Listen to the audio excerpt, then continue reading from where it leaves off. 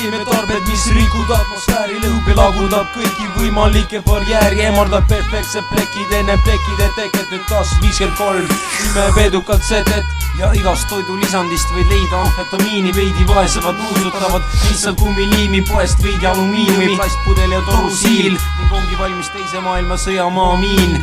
Nurga taga väiksed poisid süstivad pahtleid, lööks maha kõik need, kes siis sellist Eestit tahtsid. Mahlades esineb terve Mendelejevi tabel, keemia valitseb ühiskonnas, järgmine peatus Saviston kabel. Inimesi mürgitatakse liitiumagudega, vägivaldne kodukeemia.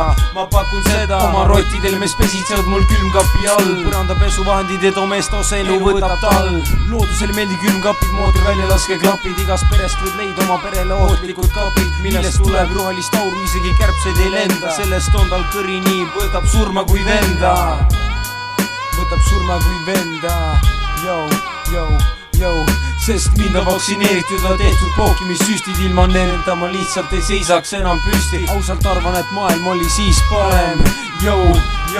Miljoneid aastat varem ning arvan, et kahvi aega natuke mäletan, see oli hea ja praegust aega jälestan, sest gaasid on teinud meie ajudega oma töö. Öö varjutab kõike, sest meil on aerosoolipudel vööl.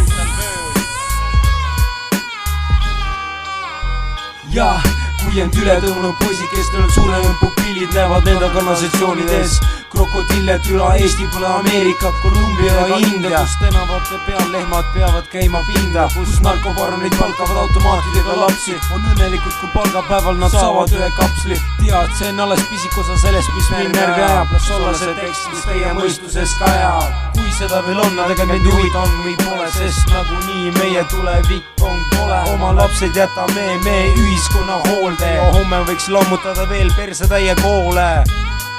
Ja eksid, kui arvad, et see lugu oli tore.